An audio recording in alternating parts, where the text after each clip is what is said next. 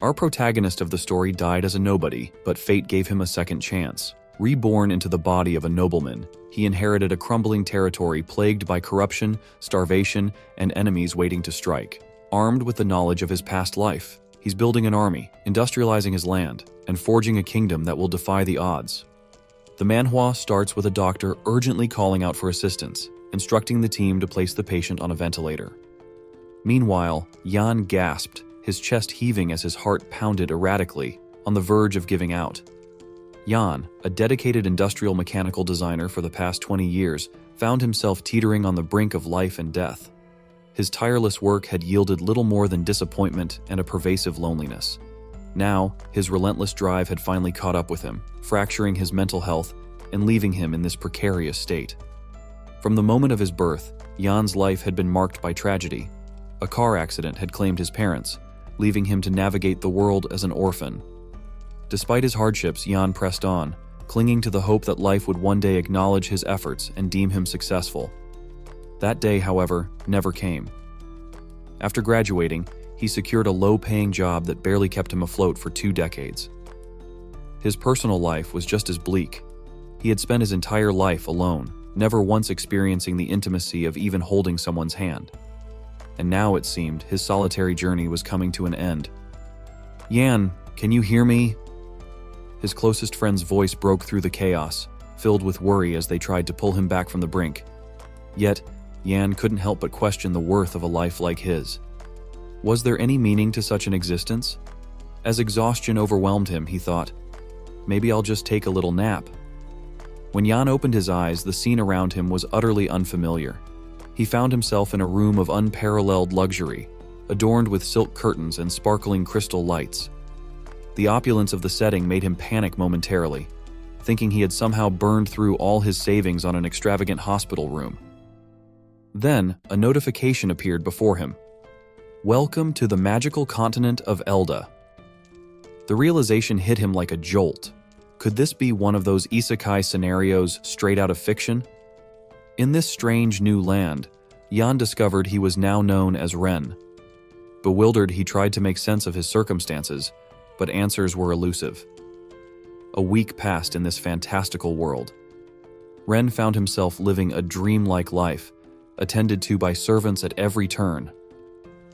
Slowly, he pieced together the truth of his situation. He had indeed died and somehow been reincarnated in the body of Ren Edgar, the third son of the Duke of the Allen Edgar family. Ren had an older sister and brother, both of whom had cared for him deeply since his childhood. "Little brother, eat this. You're growing up and shouldn't go hungry," his sister insisted, placing a lavish spread before him. His brother handed him a sparkling vial, explaining, "This is magic water. It's said to enhance magical power, and I got it at a high price." Even his mother contributed to this nurturing atmosphere, gifting him a new shirt she had made herself and urging him to try it on. As the youngest and most pampered member of the family, Ren lived a life of unparalleled comfort. But as he reveled in this newfound luxury, he couldn't help but feel like a stranger in this world, questioning why he had been granted such blessings. To soothe his doubts, he reasoned that perhaps this was compensation for the hardships he endured in his previous life. The world of Elda was a marvel, where magic powered all aspects of infrastructure. The Corial Empire, the continent's largest human nation, was a melting pot of various races, including elves and dwarves. The Edgar family's influence was vast, overseeing a territory of 300,000 square kilometers. Their domain boasted fertile fields, a grand castle, and a population of over 1 million. As a noble, Ren had everything he could ever want, from fine clothing to a personal maid. Yet every time he looked into the mirror, he saw Yan's face staring back at him, a haunting reminder of his past life. One day, Ren's introspection was interrupted by Leah, a beautiful and cheerful maid, who informed him that his father wanted to see him. She led him to the study, where his father, Aldine, was reviewing reports from across their lands. Ren greeted him with the practiced courtesy of a noble, awaiting his father's words. Aldine regarded his son with a serious expression, his tone carrying weight as he asked, "Do you know why I called for you?" The gravity of the moment made Ren uneasy, but he softly replied, "No, I don't, father." The Duke leaned back in his chair, his stern demeanor easing slightly. "Ren, you've reached the age to manage your own territory. Have you considered where you would like it to be?" The question left Ren stunned. His surprise turned into confusion as he hesitantly inquired about inheriting land. Aldine sighed at his son's naivety, explaining that it was customary for a noble of Ren's age to take charge of a territory. Rising from his chair, the Duke approached a large map mounted on the wall. "The land you'll oversee is in the northwest. It's relatively safe, but the lack of mages has made food supply a persistent issue." His tone grew more solemn as he continued. "While our territory is stable for now, the future of the Corial Empire is uncertain." Ren silently agreed with his father's assessment. The royal family's decline and the decaying political system had led to a fractured empire. Lords constantly clashed, with hidden rivalries and schemes weaving a dangerous web of competition that only grew more tangled with time. Since his rebirth, Ren experienced care and affection he had never known before. This newfound love made him determined to protect those who genuinely cared for him. Observing his son deep in thought, Aldine grew concerned, questioning whether he was placing too much responsibility on Ren. In an attempt to ease the tension, he reassured his son that he wasn't alone. Aldine reminded Ren that he had his older brother, his sister, and his father to support him. Ren, however, appeared to have an idea. He looked at his father with a newfound determination. With a serious tone, he asked if solving the food supply issue would make their territory safer. Aldine smiled at Ren's enthusiasm, but viewed his son's approach as overly simplistic. He explained that resolving the food problem required more than passion. It demanded meticulous planning and gradual implementation. But Ren wasn't thinking simplistically. He was drawing from the accumulated knowledge of humanity, forged through countless industrial revolutions. With unwavering confidence, he boldly declared that he would take on the responsibility of addressing the food crisis. Ren's journey to his new domain began. Island City, the remote territory assigned to him, was a land rich in potential but fraught with challenges. To the north, it bordered the territory of Grand Duke Ryan, a sworn adversary. To the west lay the enigmatic lands of the elves, and to the south stretched the vast, uncharted ocean. The territory's strategic location had made it a frequent battleground, leaving its fertile lands barren, its population sparse, and its resources depleted. As the carriage carried him toward Island City, Ren immersed himself in the documents detailing his new domain. Leah, his loyal companion, watched him intently, concern etched on her face. Ren knew that revitalizing the territory required increasing its population, as a strong workforce was the backbone of any industrial revolution. He understood the enormity of the challenge but believed his efforts would succeed. Ren wasn't starting from scratch. Among his assets was a special skill granted to him by the system, Human Resource Scan. This ability allowed him to assess and identify talented individuals with ease. Having tested the skill on his family, Ren had established a clear understanding of the world's talent standards. His first priority upon arriving in Island City was clear: find extraordinary individuals who could aid in restoring the territory. Meanwhile, Leah recalled the Duke's instructions to her: support Ren and ensure he didn't create chaos in the region. Silently, she prayed that Ren wouldn't make a mess of things. In Island City, the city lord's residence was abuzz with tension. A man, visibly anxious, reported that the Duke's youngest son would arrive soon. He suggested taking preemptive action.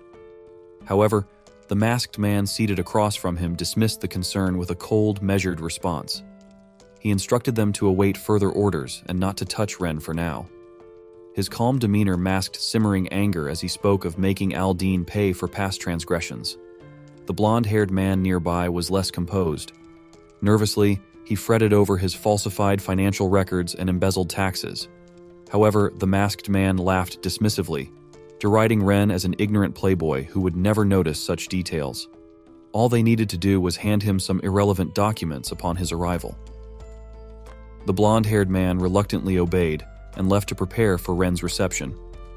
As Ren's carriage approached the outskirts of Island City, he peered out at the barren fields and abandoned farmlands.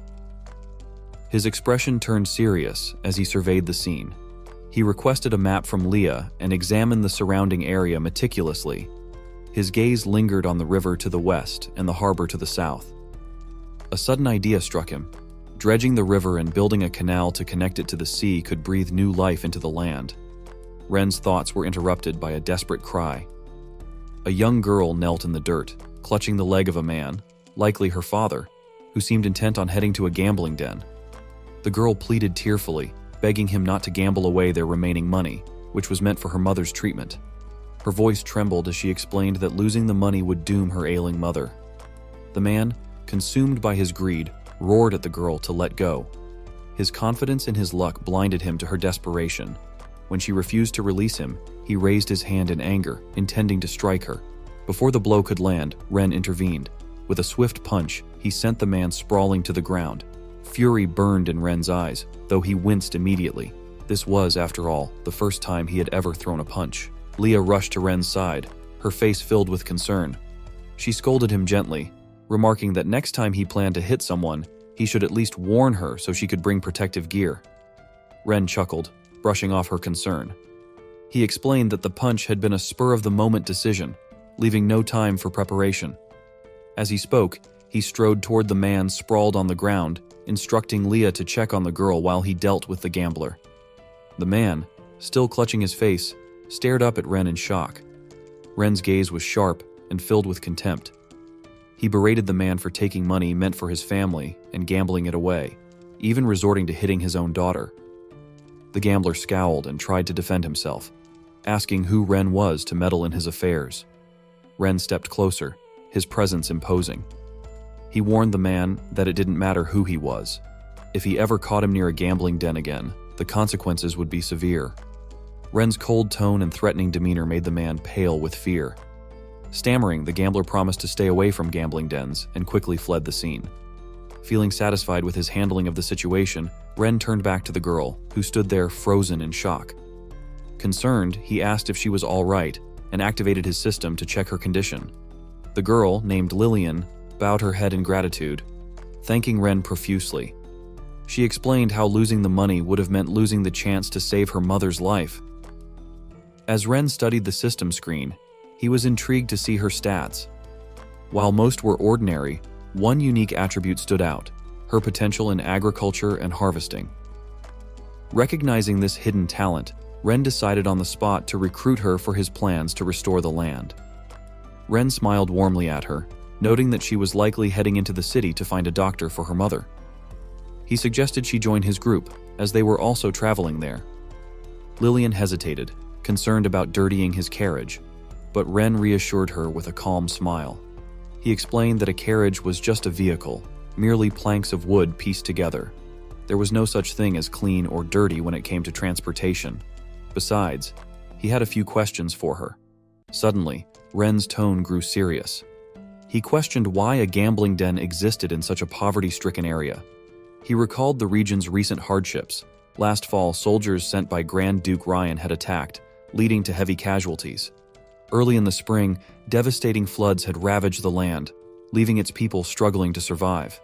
The streets of Island City bore the scars of these events, with beggars lining the roads and despair visible everywhere. Walking through the ruined streets, Ren decided it was essential to conduct a full population census to assess the remaining productive workforce. First, however, he planned to visit the city lord's manor to review the reserve funds and determine what could be allocated for infrastructure improvements. Ren asked Lillian for the manor's location, but before she could answer, a shout interrupted their conversation. A blonde-haired man on horseback barreled down the street, shouting for people to move out of his way. The man seemed indifferent to the chaos he caused, his actions reckless and dangerous. Leah reacted swiftly, pulling Ren aside just in time to avoid the galloping horse. The rider disappeared into the distance, unconcerned about the commotion he had left behind. Leah, however, glared after him furiously. To her, anyone who dared harm Ren deserved the harshest punishment. As Leah's grip tightened protectively around Ren, he struggled to breathe and finally managed to get her attention. She quickly released him, apologizing and asking if he was hurt. Ren reassured her with a smile, expressing his gratitude for her quick actions. Turning serious again, Ren asked Lillian if she recognized the rider. Trembling, she explained that he was the young master of the Elwyn family, whose wealth stemmed from owning all the gambling dens in Island City. Ren's expression shifted to one of interest. If the Elwyn family was wealthy, it presented an opportunity to fund his plans. He asked Lillian to take him to one of the gambling dens, but she tried to dissuade him, worried that he would lose all his money. Ren, however, remained confident. He assured her that the gambling den wouldn't be taking anything from him. Watching his determined figure, Lillian couldn't help but wonder who this noble young man truly was. Soon, Ren arrived at the gambling den. The building stood out starkly from the surrounding structures, its grandeur flaunting the disparity between wealth and poverty. Guards were posted at the entrance, but Ren approached without hesitation. A sly smile crossed his face as he thought of his plans. He would take everything from this place to fund his industrial projects. Inside, the den was a chaotic mix of noise and desperation. Gamblers pleaded for loans, certain they could win back their losses in the next round. Others celebrated fleeting victories or lamented crushing defeats. Ren observed the scene with a critical eye. As long as this gambling den existed, he realized, the people of Island City would never have the motivation to work diligently. Leah leaned close to Ren, her voice low and cautious as she informed him that their soldiers had surrounded the gambling den. She asked if they should proceed. Ren, maintaining his calm demeanor, told her to wait. He wanted to capture an even bigger target. As he stood there, a staff member from the gambling den approached him with a polite smile and asked what game the young master would like to play. Ren smiled back, feigning inexperience, and admitted that he wasn't very familiar with gambling but wanted to try a few rounds. He asked the staff member to recommend a simple game. Sensing an easy mark, the attendant suggested a dice game and handed Ren 2 complimentary chips, claiming they were free for him to try his luck. Ren accepted them, seemingly pleased. The game began as Ren casually tossed the 2 chips onto the small betting slot. Watching this, the 2 casino staff members exchanged smug glances, confident in their scheme. The dice rolled quickly, landing on 6 and 6, big. The attendant feigned sympathy, consoling Ren by saying he had been close to winning. Ren played his part perfectly, expressing surprise at how quickly the game ended. He remarked that it wasn't very entertaining and said he felt hungry, turning to leave. The attendant, however, stepped in front of him, blocking his way. His polite demeanor dropped, replaced with a mocking tone as he demanded payment for the chips Ren had used. Ren frowned, feigning confusion. He asked when he had agreed to owe anything. The attendant sneered and explained that the chips were not gifts, but loans. He added that each chip was worth 100 gold coins, and with processing fees and interest, Ren now owed 250 gold coins. Smirking, the attendant suggested that if Ren couldn't pay, he could leave his maid as collateral. Lillian, outraged by the scam, quickly spoke up. She accused the attendant of lying and explained to Ren that the chips were worth no more than a silver coin each. The attendant, furious at Lillian for exposing his trick, shouted for the guards to beat her. Before he could finish his command, Ren struck him with a powerful punch, sending the man flying backward and crashing into a nearby table. Adjusting his clothes calmly, Ren remarked that someone like the attendant had no authority to speak here. The casino erupted into chaos as gamblers scrambled to grab the chips that scattered across the floor. Ren sighed as he watched them, muttering that none of these people were of any use. Suddenly, a commanding voice echoed through the room, demanding to know who was causing trouble. The speaker was the same man Ren had encountered on horseback earlier. Ren's lips curled into a smile. He had finally caught the bigger fish. The man's arrival silenced the chaos instantly. He glared at the room with displeasure before ordering his guards to teach the troublemakers a lesson. Without hesitation, the guards began mercilessly beating those nearby, ignoring their cries for mercy. The remaining crowd watched in fear, too scared to intervene. The young master of the Elwyn family sneered at the onlookers, threatening them to behave or face the same fate. Lillian, clutching Leah's arm, whispered that it was all her fault. She blamed herself for leading them to the den and felt ashamed for putting Ren and Leah in such a position. She recalled how Ren had taken her mother to the hospital, personally ensuring she received treatment and promising to cover the costs. That memory filled her with determination. Summoning her courage, Lillian stepped forward and declared that she would not allow them to scam her brother. Her boldness caught everyone's attention, though most were too afraid to react. Murmurs spread through the crowd, questioning who she was and how she dared challenge someone like the young master of the Elwyn family. Weo, the young master, stared at her coldly, enraged by her defiance. Lillian stood her ground, accusing him of using the casino to exploit and destroy families. She refused to let him bully Ren and Leah, calling them good people who didn't deserve such treatment. Weo, seething with anger, lunged at her. Despite her fear, Lillian refused to move, shielding Ren with her small frame. Before Weo could harm her, Ren intercepted the attack, grabbing his arm. Ren then activated his system skill to assess Weo's stats. The results revealed low attributes, only 5 loyalty points, and a personality marked by cruelty and bloodlust. Ren recognized the Elwyn family as a potential threat, one capable of betrayal at any moment. Blocked, Weo glared at Ren and accused him of not respecting the rules of the casino. Ren calmly released his grip and responded that he understood the rules perfectly. In this world, power dictated everything, and the strong made the rules. Weo sneered arrogantly, fully convinced that he was the strongest in the city. He questioned why Ren still dared to oppose him, asking if Ren even knew who he was. Ren's expression remained steady as he responded confidently, asserting that he didn't need to know who Weo was. The only thing that mattered was his own strength, as his fist was bigger and his word was the law. With that, he clapped his hands, signaling his soldiers to storm into the casino. The scene then shifted to a grand banquet held in Ren's honor, gathering the city's most prominent and influential figures, each with their own hidden agendas. Among the attendees was Lucas, the head of a prestigious family. Lucas planned to collaborate with the city lord during this banquet to teach Ren a lesson. He had intended to use Weo to establish a connection with Ren that he could later manipulate, but he was puzzled by Weo's absence. Frustrated, he realized he couldn't rely solely on the city lord's incompetence and would need to adapt his plans. As the banquet hall buzzed with murmurs, a loud voice suddenly announced Ren's arrival. The atmosphere shifted instantly, growing tense and silent as Ren entered. His presence commanded attention, and the guests quickly adjusted their demeanors. The head of the Raven family hurried forward, introducing himself and presenting a gift to Ren. Another guest, the head of the Jose family, eagerly introduced his daughter, hoping to curry favor. However, Ren's sharp expression silenced the room as he instructed everyone to quiet down. With everyone present, Ren declared that it was time to officially begin. He gestured for his attendants to bring in a large blueprint, a peculiar object that immediately caught everyone's attention. Pointing to the blueprint, Ren explained that it was a design for a dam that he had sketched earlier that afternoon. He mentioned that he would enlist skilled craftsmen during its construction to confirm the finer details. The room was filled with whispers as the attendees exchanged confused glances. Someone asked aloud what a dam was, speculating whether it was a tool for fishing. Ren quickly called for silence and instructed Leah to display a map of the region. With the room now quiet, he began his presentation.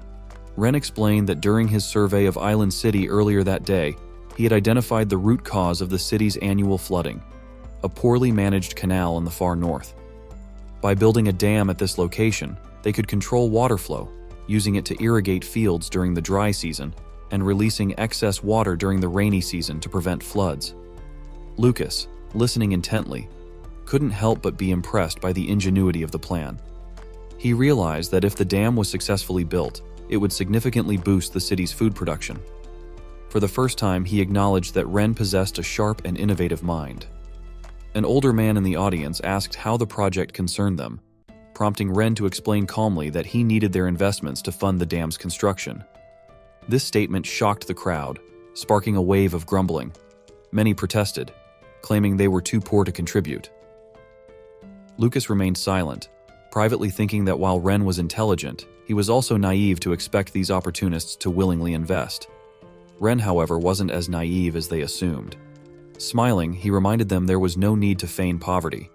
He had a plan to make everyone a fortune. Ren revealed that earlier that afternoon, he had seized a casino and confiscated nearly 50,000 gold coins. He hinted that there were several more casinos in Island City ripe for similar action. The revelation left the attendees stunned.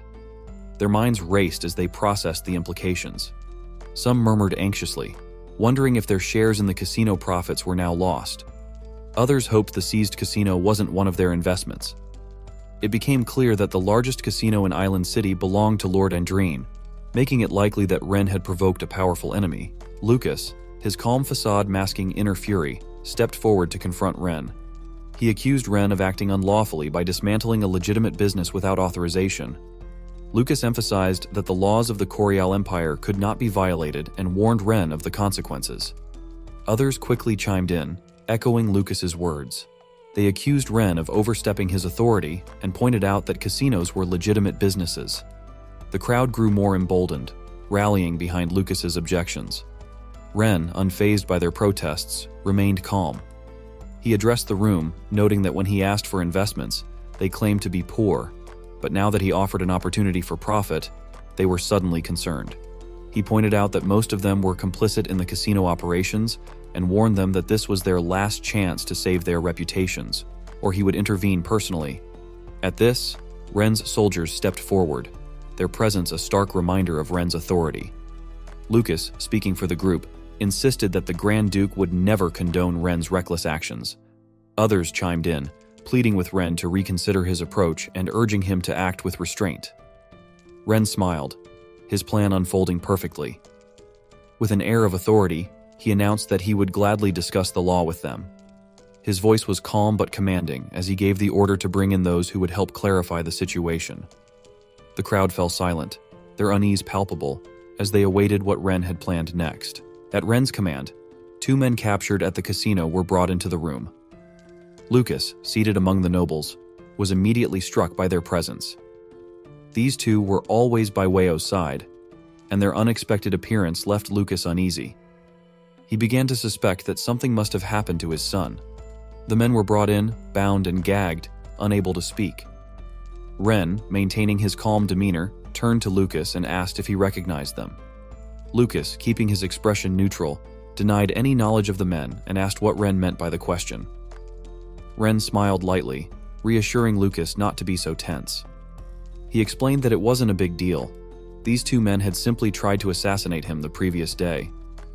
Glancing pointedly at Lucas, Ren added that the men had claimed to control the city of Islan, and even hinted at having a powerful backer. Lucas's expression darkened, though he worked to maintain his composure. Beads of sweat formed on his brow as he attempted to hide his unease.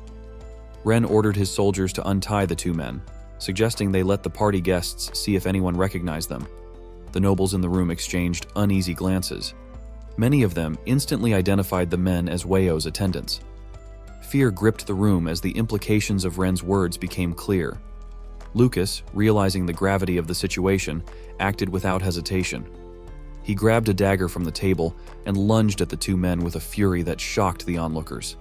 He denounced them as wretched commoners who dared to attack the Duke's son and swiftly killed them both. Blood pooled on the floor, and the room fell silent as the other nobles watched in stunned horror, too afraid to intervene. Standing over the bodies, Lucas turned to Ren with a feigned look of shame. He apologized profusely, claiming that he had acted out of anger upon hearing about the assassination attempt. He begged for Ren's forgiveness. Ren, who had anticipated this move, smiled knowingly. He praised Lucas for his sense of justice, commending him as a noble who acted decisively. Lucas, masking his relief, thanked Ren for the compliment, stating that he had only done what was necessary. But Ren wasn't finished. Calmly, he ordered his soldiers to bring out the mastermind behind the events to see if there were any other nobles in the room as principled as Lucas. The command made Lucas tense. His son, Weio, was quickly dragged into the room. As soon as he entered, Weio, completely unaware of the situation, shouted angrily at the soldiers to untie him. He boasted about his father's influence, threatening that everyone present would pay once he was free. Lucas's expression crumbled at the sight of his son. Any arrogance in his demeanor vanished as he realized why Weio had been absent from the banquet. Weio, seeing his 2 attendants lying lifeless on the floor, erupted with rage. He insulted Ren, threatening him with torture once he was released. Ren, unfazed by the outburst, chuckled. He sarcastically noted that Weio not only wanted to kill him, but also seemed eager to inflict as much suffering as possible. Weio continued his tirade, boasting that no one in Islan dared to oppose him, and that Ren's death was inevitable. Ren turned to Lucas, asking if he agreed with his son's claims. Weio, still oblivious to Ren's identity, laughed and mocked him further. Just as Weio was about to reveal Lucas's identity, his father cut him off sharply. Lucas, now desperate, scolded Weio, calling him a disobedient son. He ordered Weio to kneel before Ren, but when his son hesitated, Lucas forced him down. Falling to his knees alongside his son, Lucas pleaded for Ren's mercy. He begged for forgiveness, offering all his possessions in exchange for sparing Weio's life. It was only then that Weio realized his mistake. He recalled his father's instructions to befriend the Duke's son, and fear crept into his eyes as he finally understood Ren's true identity. Stammering, Weio apologized and swore never to act so foolishly again. Ren's expression remained cold as he told Weio that his soldiers and authority were proof enough of his status. Lucas joined in, swearing that the Elwyn family would serve Ren loyally and even offering to surrender all their illegally gained assets. Ren, unmoved, informed Lucas that he would accept his offer to turn over the assets. He assured him that if he complied, his family would remain safe. Relieved, Lucas expressed his gratitude. However, as he glanced at the city lord, he realized his influence was now diminished. Knowing he had little choice, Lucas whispered to Ren about a plot against the Duke. He revealed that Lord Eldry had been colluding with outside enemies to betray the city. The revelation shocked the room, and all eyes turned to Eldry, who stood frozen with fear. Lucas was about to elaborate, but Ren interrupted him sharply. He accused Lucas of slandering Eldry and declared that he had been lenient enough. Ren ordered his guards to drag Lucas and Weio out of the room for execution. Lucas was stunned and terrified, unable to understand Ren's sudden shift in behavior. Meanwhile, Eldry, relieved by Ren's response, stepped forward to pledge his loyalty. He praised Ren for his wisdom and promised unwavering support. Ren, smiling, assured Eldry that he trusted him completely. However, Ren secretly used his system to analyze Eldry's attributes. Among ordinary stats, he found the trait greed and noted a loyalty level of only 15. Ren decided that Eldry, like Lucas, was destined to be eliminated. For now, however, he would use Eldry's resources to further his plans. After the banquet ended, Ren continued working late into the night. The nobles had contributed over 100,000 gold coins, an amount equivalent to 2 years of taxes collected from the city of Islan. Yet the sum didn't satisfy him. As Ren focused on his work, Leah entered the room carrying a cup of tea. She placed it on the desk and observed the displeasure in his expression. Ren took the tea and commented bitterly, questioning whether Leah realized just how wealthy the nobles truly were. Leah didn't respond to his question. Instead, she brought up a more pressing concern. She asked what Ren planned to do about Lucas's revelation at the party. If the city lord, Eldry, truly intended to betray them, it would put Ren in grave danger. Ren reassured her, asking her to stay calm. He admitted that he was certain of Eldry's betrayal, but explained that it wasn't the right time to confront him. When Leia asked why, Ren stretched and stood, answering that Eldry's full network of influence in Islan was still a mystery. Acting prematurely would only lead to unnecessary chaos. For now, it was best to let Eldry believe that Ren was an ignorant young lord, unaware of the threats surrounding him. The following morning, Eldry met with Guildmaster Malcolm at the Mages Guild. He handed Malcolm a piece of paper, and after reading it, the Guildmaster's face twisted with fury. Malcolm slammed the paper down, calling the situation absurd. Eldry, calm and calculating, asked him not to overreact. He dismissed Ren as a young and overeager noble desperate to prove himself to the Grand Duke. Malcolm, however, wasn't appeased. His irritation grew as he reminded Eldry that even the Grand Duke spoke respectfully to the Mages Guild. Eldry, satisfied with Malcolm's anger, inwardly celebrated. He believed Ren had handed him the perfect opportunity to win over the guild, something he previously lacked the means to accomplish. As Malcolm stormed off with the paper in hand, swearing to demand an explanation from Ren, Eldry silently rejoiced, confident that Ren would soon find himself isolated. Meanwhile, Ren was in his study, sketching plans for a hydraulic construction project. The work reminded him of the hardships he had endured in his previous life. Leah entered to inform him of an unexpected visitor. Guildmaster Malcolm had arrived and was demanding to see him. Surprised, Ren immediately made his way to the parlor to meet him. The moment Ren entered, Malcolm confronted him with anger. He slammed a recruitment notice onto the table, accusing Ren of insulting the Mages Guild. Ren, bewildered, asked for clarification. Malcolm pointed to the notice, which stated that no mages, the disabled, or the elderly would be hired for Ren's project. He demanded to know why Ren had issued such a notice. Ren examined the paper and calmly explained that it was related to the dam construction project. He saw no connection between the notice and any insult to the guild. Malcolm disagreed, accusing Ren of blatant provocation. He argued that by excluding mages, Ren was disrespecting the guild and its members. Ren was taken aback, surprised that mages were competing for manual labor jobs. Still fuming, Malcolm warned Ren that if no reasonable explanation was provided, all mages in the guild would refuse to serve him. Ren frowned and silently called out to his system to analyze Malcolm's stats. The system revealed Malcolm's loyalty level was 82, and his personality was described as inquisitive and straightforward. Ren concluded that Malcolm had been manipulated. Smiling, Ren patiently explained his reasoning. He outlined 3 key points. First, mages had limited mana and could only perform a small amount of work each day, making them unsuitable for large-scale construction. Second, their salaries were equivalent to those of 10 common laborers, making them cost-prohibitive. Third, as a noble, it was Ren's duty to prioritize the welfare of ordinary people who lacked the guild's support. Malcolm, however, remained unconvinced. He argued that magic was revered in their world, and those without magical talent deserved to be trampled beneath the feet of mages. Ren, irritated by this perspective, admitted that it might reflect reality, but firmly stated that he intended to change it. He declared that starting in Iceland, he would prove that mages were no different from ordinary humans. Malcolm, deeply insulted, issued an ultimatum. He demanded Ren retract his statement or face the consequences of angering the Mages Guild. Ren's expression turned cold as he reminded Malcolm to watch his tone. Leah, standing nearby, pressed a knife to Malcolm's throat, her eyes filled with menace. Malcolm froze in terror as Ren calmly pointed out that there was indeed a law allowing a noble's maid to execute someone for disrespect. Ren suggested testing the law with a small cut to see which side the court would favor. Trembling, Malcolm quickly apologized, admitting his mistake and begging for forgiveness. Ren, noting that Malcolm's loyalty hadn't decreased, realized the guildmaster had acted out of ignorance rather than malice. Deciding not to escalate the situation, Ren instructed Leah to escort Malcolm out. Malcolm thanked Ren and hurriedly left. As he departed, the system notified Ren that a beginner task had been completed. He had used the investigation function on 10 individuals. A reward was issued, and a new task appeared: train 5 characters with high stats. Pleased with his progress, Ren decided to review his rewards later.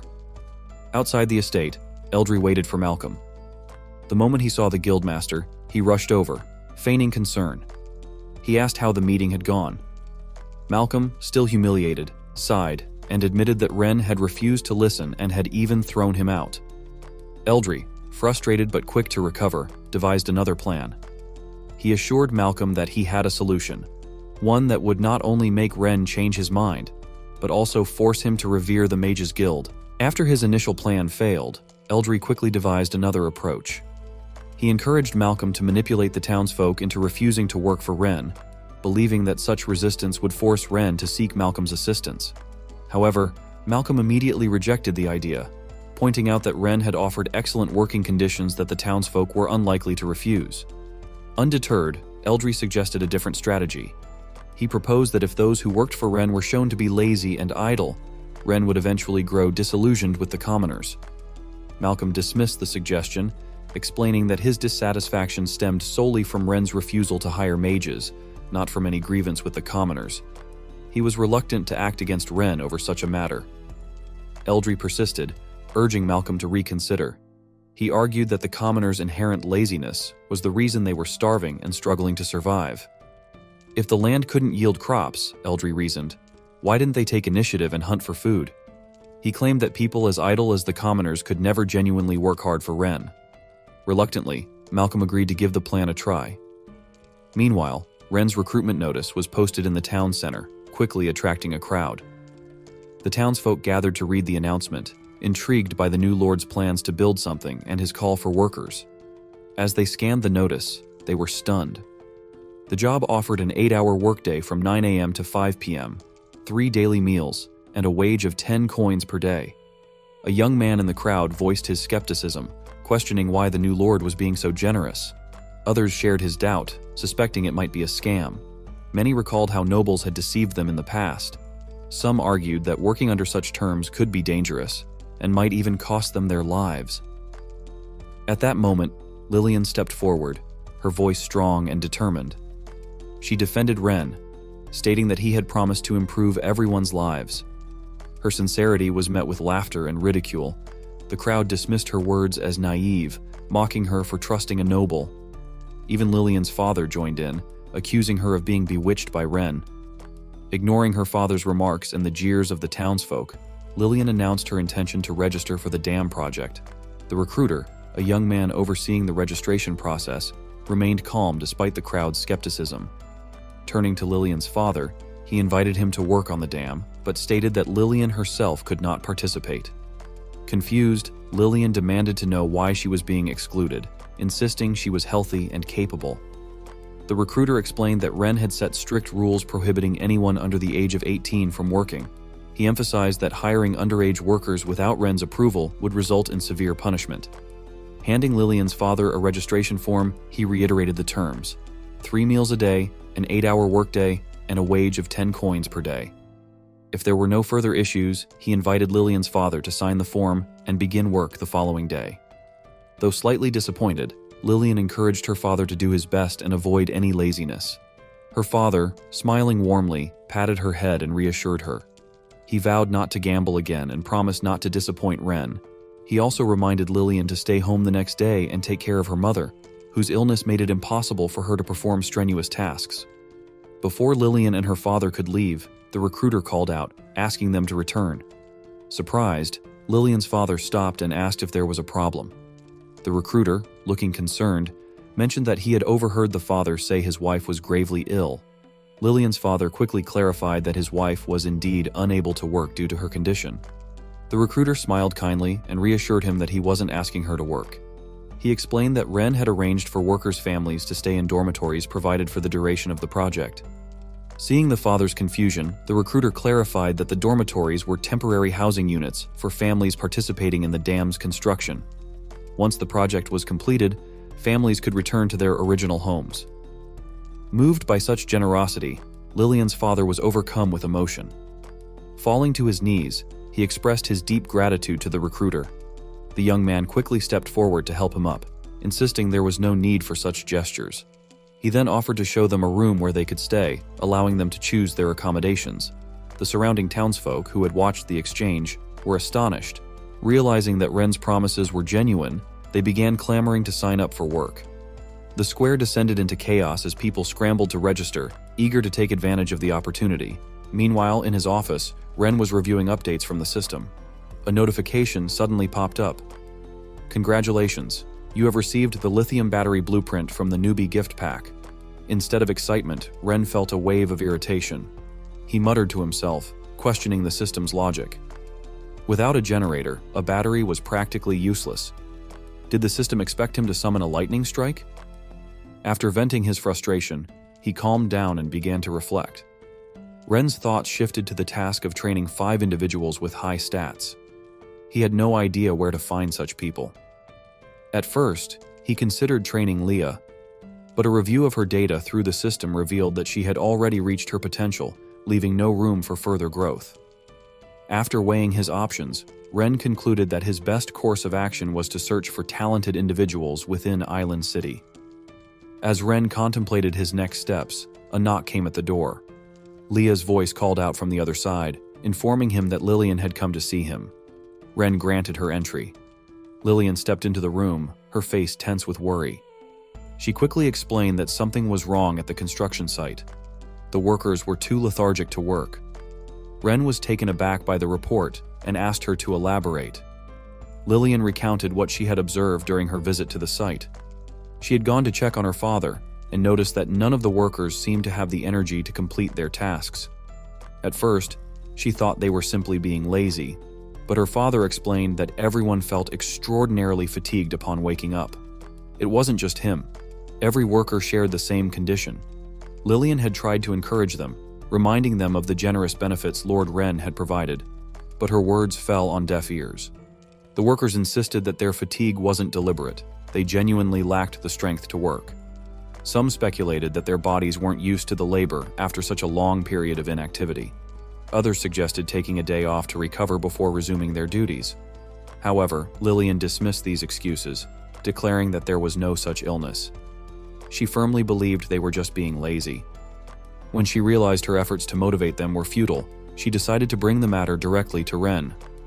After hearing her account, Ren wasted no time heading to the construction site. Upon arrival, he observed the workers firsthand. Their lethargy was undeniable.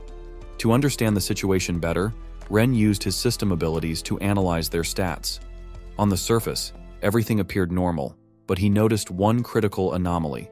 All the workers were under a curse. Ren turned to Lillian and calmly explained the situation. "They're not sick, they're cursed." After realizing the workers were cursed, Ren surveyed the construction site, contemplating his next move. He decided to test his newly acquired skill, geological survey. Initially, he had planned to use this skill during the dam's construction, but the current situation presented an immediate need. With this ability, Ren could analyze various geological features, including mineral compositions, hydrology, and topography within a defined range. Under Ren's command, the system activated, conducting a survey within a 10-kilometer radius.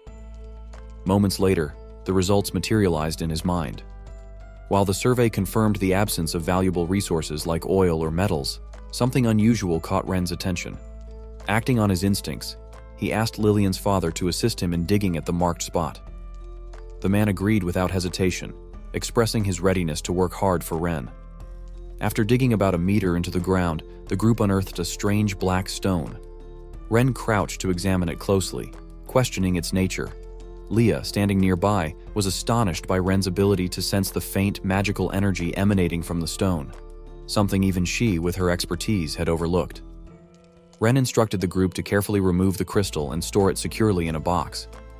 Turning to Leah, Ren asked what the usual procedure was for dealing with cursed individuals. Leah, caught off guard by the question, explained that curses were typically resolved by priests at a church or by high-ranking mages from the Mage Association. Hearing this, Ren frowned, suspecting a connection to the Mage Association. He then decided to take Lillian and her father to the local church for assistance. Lillian, worried, asked if her father was truly cursed. Ren reassured her, promising to make the culprit pay for their actions. The group quickly made their way to the church, where they were greeted by a stunning priestess. She welcomed Ren warmly, her demeanor calm and composed. Ren, ever cautious, used his system to assess her loyalty before entrusting her with the task. The system instantly revealed her stats: a loyalty level of 95%, race identified as elf, and an actual age of approximately 257 years, though she appeared no older than 24. Ren was surprised to learn she wasn't human, but felt reassured by her high loyalty. Introducing herself, the priestess said her name was Ari and referred to herself as the Holy Maiden of the Church. She politely inquired about the purpose of their visit. Pointing to Lillian's father, Ren explained that the man seemed to be cursed and asked if Ari could help. Ari nodded confidently and began examining the man. Closing her eyes briefly, she reopened them with a golden glow, scanning him intently. After a moment, she confirmed Ren's suspicion and began the treatment. Summoning a glowing sphere of light, she directed it into the man's body, expelling the dark energy. Instantly, the man felt revitalized, expressing his gratitude to Ren and vowing to return to work immediately. Ren, smiling, advised him to rest and ensure everything was fully resolved before resuming work. He then retrieved the box containing the black crystal and asked Ari for her opinion on it. Ari examined the crystal carefully, identifying it as a magic crystal infused with a significant amount of magical energy. She explained that such energy was often used for casting curses. However, she clarified that this particular curse was more of a prank, designed to cause fatigue rather than serious harm. The explanation made Ren uneasy. He asked whether such crystals were difficult to produce. Ari replied that for a high-level mage, creating one crystal a day was relatively simple. They could easily scatter them across the construction site. Ren's expression darkened as he realized the deliberate nature of the interference. Ari acknowledged Ren's project, praising its impact on reducing the number of people seeking aid from the church. Ren, now certain of the culprit's identity, resolved to take action. He asked Ari if it was possible to lift the curse over the entire construction site. Ari regretfully informed him that such a feat wasn't possible. Removing individual crystals daily would only slow the project's progress. Ren sighed, recognizing the need to address the root of the problem. Eri then mentioned someone who might be able to help but warned that this individual was eccentric. She provided an address, and Ren decided to investigate. Ren and Leah arrived at a large mansion, which Eri had identified as the home of Selena, the former president of the Mage Association. Approaching the door, Ren knocked firmly, his determination unwavering. Suddenly, Leah sensed danger and swiftly pulled Ren aside. Moments later, an explosion erupted from the upper floor of the mansion, sending smoke and debris into the air. Ren, startled, demanded to know what was happening. From the smoke, a stunning woman emerged, her voice filled with frustration. She cursed her failed experiment, vowing to succeed even if it meant blowing up the entirety of Island City. After entering the house, Ren calmly presented his request to Selena, explaining the issue and seeking her assistance. However, she refused outright, dismissing him curtly. She informed Ren that she was preoccupied with researching a new magical device and had no time to deal with his problems. Intrigued, Ren asked her to elaborate, questioning if she meant something like a magic wand. Selena sneered at the suggestion, mocking his limited understanding. Leah, her demeanor icy, immediately intervened, warning Selena to watch her tone when addressing young Master Ren. Annoyed by Leah's reprimand, Selena turned her gaze toward her and commented on Leah's impressive magical power. With a sly smile, Selena suggested that Leah stay as her assistant. In return, Selena promised to assist Ren once her research succeeded. Sparks of lightning crackled around Selena as she displayed her power. Leah, unflinching, prepared to retaliate, her voice sharp as she offered to teach Selena some manners. Sensing the rising tension, Ren stepped between them, urging Leah to stand down. He reminded her that they were here for help, not to start a fight. Turning to Selena's cluttered workspace, Ren asked if she had created the items scattered across the table. He wanted to know if they were magical devices. Selena's eyes gleamed with pride as she confirmed his observation. She clarified, however, that everything on the table was a failed product. She explained that she was trying to create a magical device capable of sealing the lightning element magic within her body. Ren was astonished. He marveled at the concept, equating it to storing electrical energy. Selena confirmed his interpretation and mentioned that the earlier explosion was due to her devices failing to withstand her power. Dismissing him again, she said she needed to rest and continue her research. Ren paused, deep in thought, before making an offer. He told Selena that if he could help her create the device she needed, she would have to assist him with his issues regarding the Mages Guild.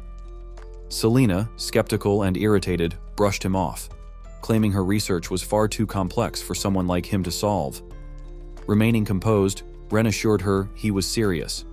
He promised to help her create the magical device, asking for her support in return. Intrigued but doubtful, Selena finally agreed, setting a condition. If Ren succeeded, she would not only deal with Malcolm, but also ensure the Mages Guild obeyed his every command. However, if he failed, she wouldn't hesitate to punish him. Without wasting time, Ren asked Selena to prepare the required materials. Using the blueprint provided by the system, he guided her in assembling a lithium battery pack consisting of 8 large batteries linked together. Despite their efforts, Ren felt nervous. They lacked a reliable power source to test the device, as a hydraulic generator wasn't available. They had no choice but to rely on Selena's magic as a substitute. Selena, following Ren's instructions, assembled the components but remained skeptical. She reminded him that most materials couldn't handle her magical power and warned that the device might explode. Ren, unfazed, handed her the wires and reassured her. He explained that the battery pack had a capacity of approximately 185 watt-hours and urged her to channel her energy into it. Reluctantly, Selena began discharging her magic. To her astonishment, the device absorbed her energy without any issues. Curious, she increased the output, yet the battery remained stable.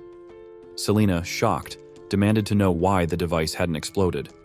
Ren smirked and taunted her, suggesting that her magical power wasn't as impressive as she thought. Infuriated, Selena unleashed her full strength. Even at maximum output, the battery pack held steady, showing no signs of damage. Selena was left speechless at how much power the device could contain and how effortlessly Ren had built it. Ren, satisfied, stepped forward to check the charge level. The battery was at 87% capacity. Internally, he marveled at Selina's strength. She had charged nearly the entire pack, enough to power an electric car for over 3,000 kilometers. Ren's confidence grew as he turned to Selina and declared his plans to revolutionize the Mages Guild. He referred to them as potential power banks and explained his vision for their magical abilities.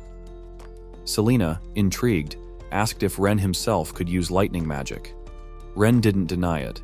Instead, he claimed he could make everyone in Island City capable of wielding magic. Selina was skeptical, pointing out that magic couldn't simply be learned by anyone. Ren, however, remained composed.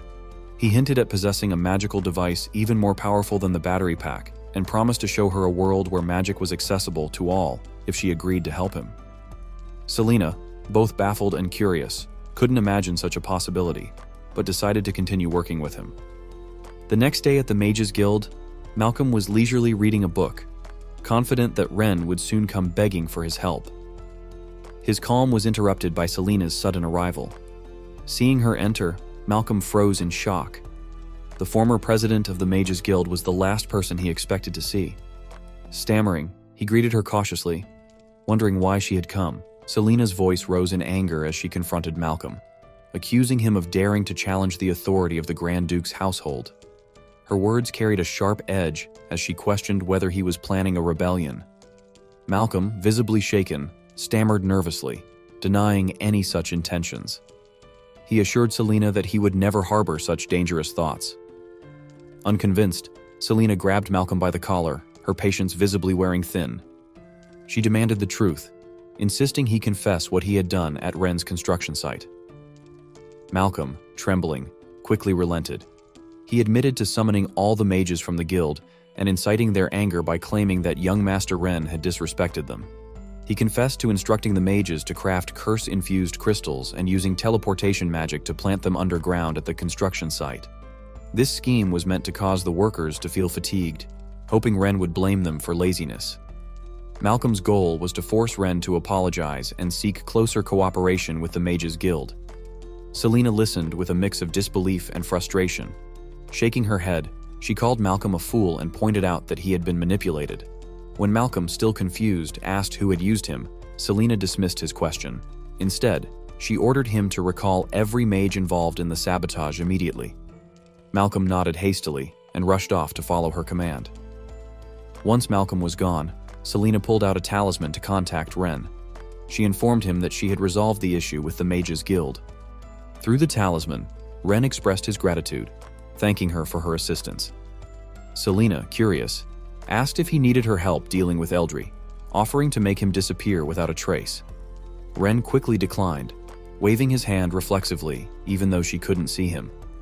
He explained that Eldry wasn't a significant concern and that he still needed him to lure out a bigger threat. Accepting Ren's decision, Selina agreed not to interfere. Her tone shifted to excitement as she brought up the new inventions Ren had mentioned earlier. She pressed him for details, asking when they would be ready and insisting he call her when he began working on them. Ren reassured her that he would keep her informed, but emphasized the importance of having the guild's mages finish charging the battery clusters first. The next day, at the city lord's residence, Eldry met with a mysterious man cloaked in shadow. Eldry, visibly worried, reported that Ren had already taken control of the Mages Guild. He nervously asked for guidance.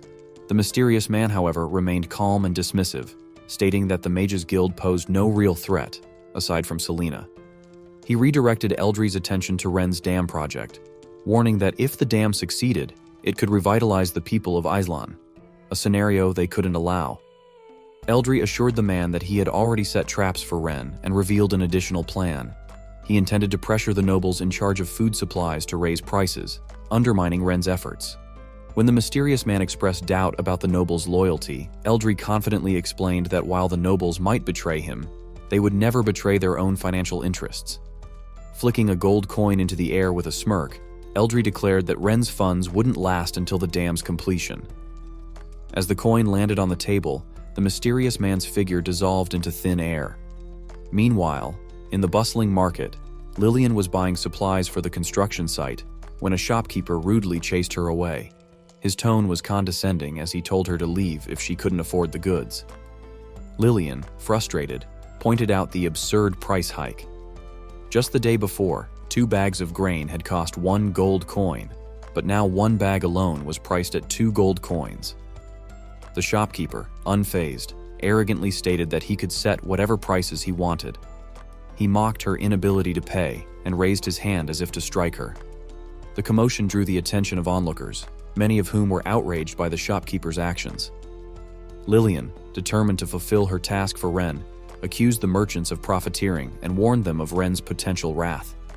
The shopkeeper sneered, dismissing her threat. He claimed his business was honest and that Ren had no grounds to interfere. His arrogance only deepened the frustration of those watching. At the church, Ari was equally infuriated by the rampant price gouging.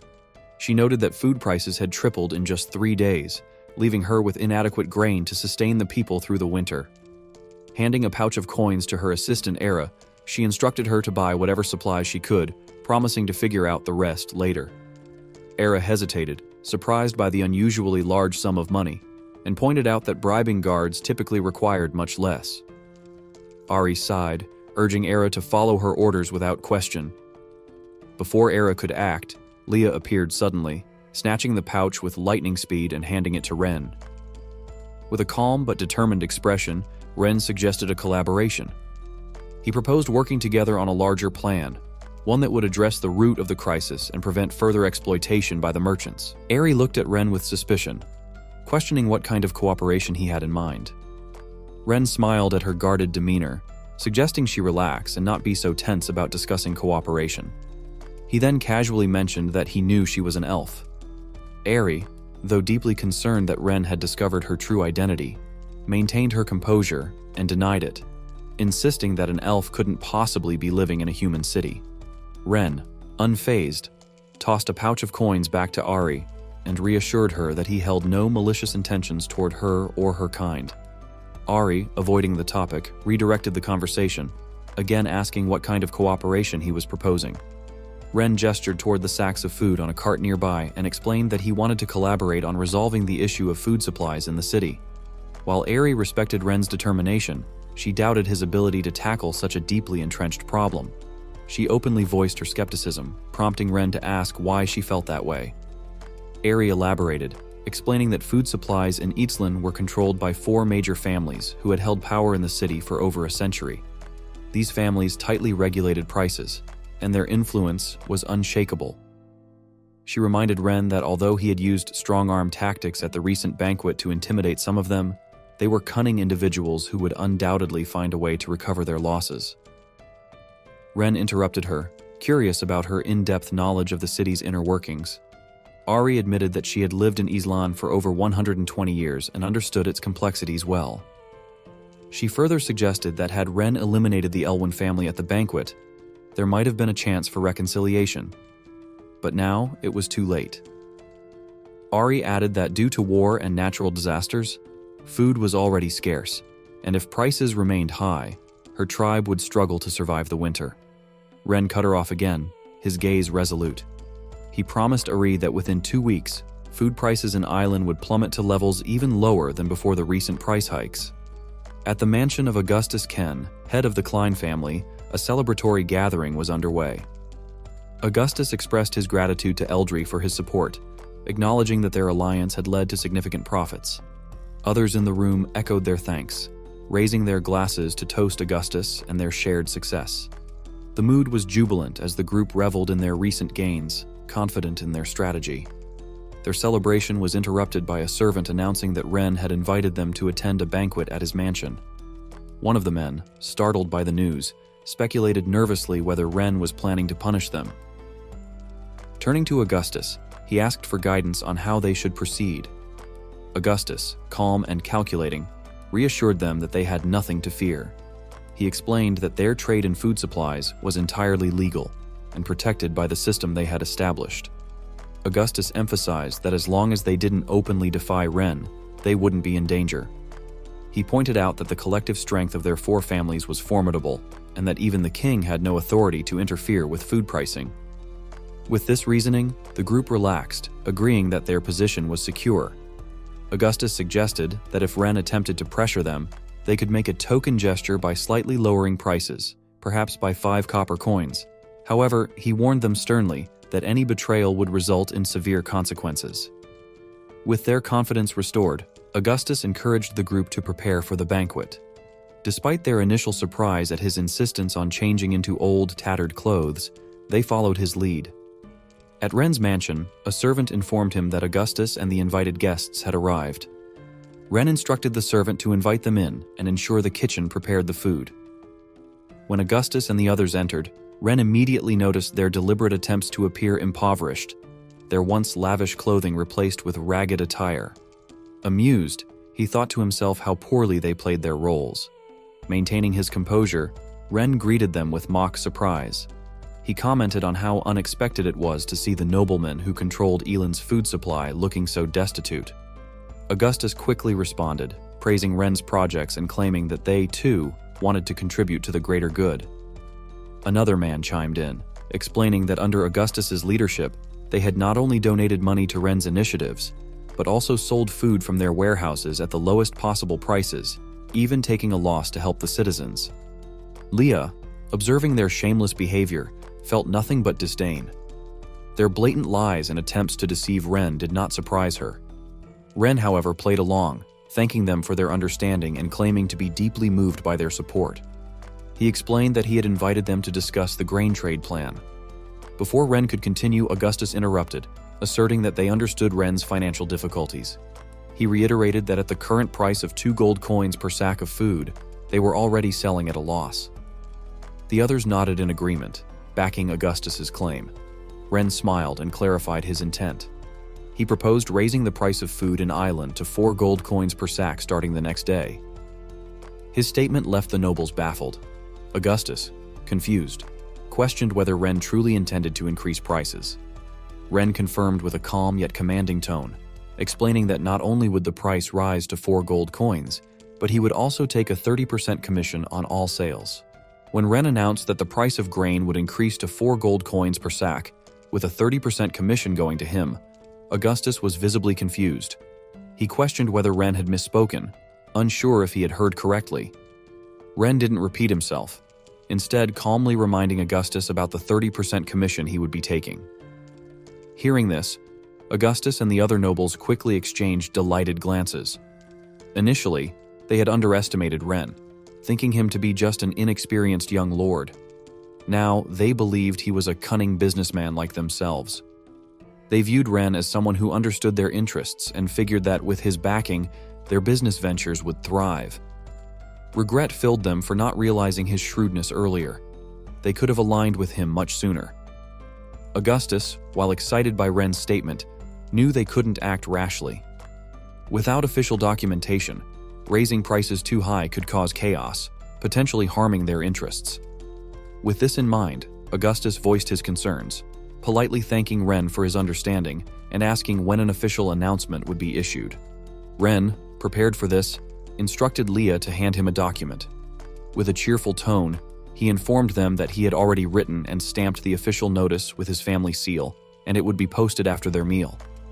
As the conversation continued, Ren reminded the nobles that from now on, they would follow his instructions, urging them to learn from the consequences the Elwyn family had suffered. Augustus eagerly assured him that they wouldn't disappoint. After the banquet, the nobles gathered once again at Augustus's residence. Ren's unexpected approach had left them bewildered. They debated whether to report this new development to Eldry, noting how strange it was for Ren to increase prices rather than lower them. Some suspected he was motivated purely by greed. Augustus, however, dismissed their doubts, calling it a golden opportunity.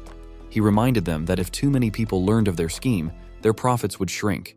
He assured them that Ren was merely a child using benefits to draw them in and urged them to keep the price hike a secret.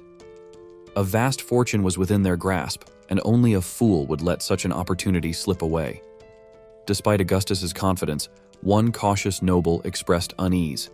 He admitted that in all his years, he had never encountered such a lucrative opportunity, which made him wary. Nonetheless, he pledged to follow Augustus's lead, bowing deeply as a show of loyalty. The others quickly followed suit, swearing their allegiance to Augustus. Satisfied, Augustus laughed heartily, declaring that from now on they would act as one. He proposed they immediately buy up all the grain from smaller merchants before the announcement was posted, ensuring they controlled the market and maximized their profits. Meanwhile, back at Ren's estate, unexpected guests arrived. Scientist Era stormed in, visibly furious. She accused Ren of siding with the corrupt merchants, demanding to know why he had promised to lower grain prices yet allowed them to skyrocket instead. Her anger flared as she declared that she wouldn't stand by while the elf race was being exploited. Lillian quickly stepped in, trying to calm her down. She assured Era that Ren intended to reduce food prices and urged her to trust him. Still agitated, Era snapped back, insisting that Ren had already become an accomplice to the greedy merchants.